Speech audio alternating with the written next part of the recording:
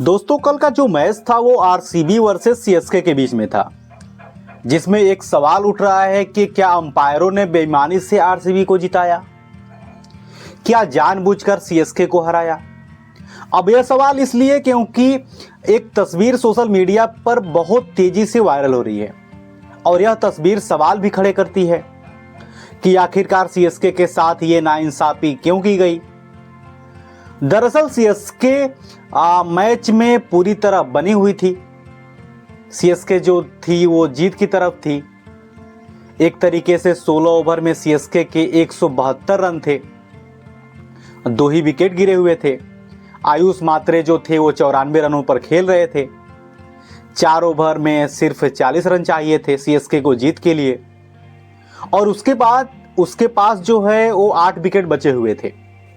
यानी CSK 3 over में वो 40 रन बना देते, 1 ओवर पहले ही मैच जीत जाती सीएसके। लेकिन वहां पर मैच पलटता है। 17वां ओवर लेकर आते हैं लुंगी निगडी, दूसरी गेंद पर आयुष मात्रे को आउट करते हैं। लेकिन उसके बावजूद उसके सीएसके के हाथ में 7 विकेट रहते हैं।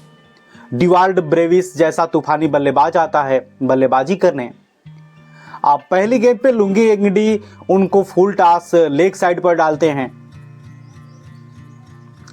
और देख रहे होते हैं कि उनके दोनों स्टंप जो हैं वो दिख रहे हैं। तीसरा स्टंप जो है वो थोड़ा सा कवर किया गया है, लेकिन जो गेंद होती है वो एंगल से बाहर होती है। लेकिन अंपायर क्या करते हैं, उसको आउट देते हैं। अब अंपायर को तो चलिए नहीं दिखा, लेकिन एंगल से बाल जो है वो बाहर जाती हुई नजर आती है। लेकिन अंपायर क्या करते हैं, उसको आउट देते हैं। अब अंपायर को तो चलिए नहीं दिखा, लेकिन उसके बाद क्या होता है कि भाई साहब बल्लेबाज को डीआरएस भी लेने नहीं दिया गया। डिवाल्ड ब्रेविस को डीआरएस ही नहीं लेने दिया गया। डिवाल्ड ब्रेविस जब डीआरएस के लिए इशारा करते हैं तो अंपायर कहते हैं कि क्लॉक ही नहीं है। जो क्लॉक चलती है 15 सेकेंड की, मतलब आपका टाइम जो है वो ओवर हो चुका है। डीआरएस लेने के लिए बल्लेबाज को 15 सेकेंड का टाइम मिलता है। लेकिन कम से कम डिजिटली एक क्लॉक जैसे ही अंपायर आउट देता है, डिजिटली एक क्लॉक जो है वो मैदान के स्क्रीन पर चलने लगती है। बड़ी बड़ी उसमें 15 सेकेंड शुरू हो जाते हैं। बल्लेबाज देखता है, उस टाइम को उसके हिसाब से वो डीआरएस लेता है। लेकिन यहां पर तकनीकी गलती क्या हुई थी कि डिजिटल क्लॉक अनअवेलेबल थी। अब क्यों अनअवेलेबल थी, यह बहुत बड़ा सवाल है। क्या जानबूझकर ऐसा किया गया और अंपायरों ने ऐसा किया? और फिर अगर बल्लेबाज डीआरएस के लिए कह भी रहा है तो उसको एक अगर डिजिटली क्लॉक नहीं है तो बल्लेबाज को कैसे पता चलेगा कि मेरा टाइम जो है वो ओवर हो चुका है? तो उसको उसका बेनिफिट देना चाहिए, डीआरएस उसका मानना चाहिए, लेकिन नहीं माना गया। और उसके बाद जब रिप्ले आया तो सबके होश उड़ गए।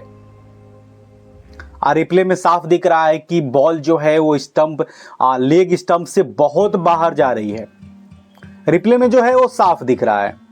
अगर अंपायर डीआरएस जो है वो मान लेते तो वो नॉट आउट होते, क्योंकि बॉल विकेट को लग ही नहीं रहा था, लेग स्टंप मिस कर रही थी।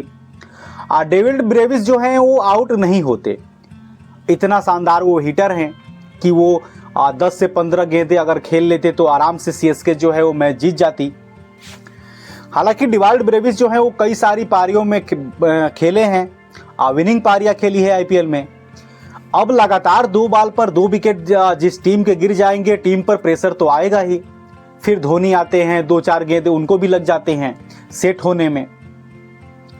तब तक मैच जो है वो बहुत दूर चला जाता है सीएसके से। फिर आखिरी में सीएसके के 2 रन से जो है वो मैच हार जाती है। सोचिए, ये डीआरएस अंपायर मान लेते, एक तरीके से बेईमानी नहीं करते, तो सीएसके ये मैच जीत जाती। अब सीएसके के जितने भी फैंस हैं वो कह रहे हैं कि भाई साहब बेईमानी तो हुई है, डीआरएस जो है वो मानना चाहिए था। अगर क्लॉक अनअवेलेबल है तो उसका फायदा बल्लेबाज को मिलना चाहिए। उसको कैसे पता चलेगा कि कितना टाइम बचा हुआ है, मेरा टाइम ओवर हो चुका है।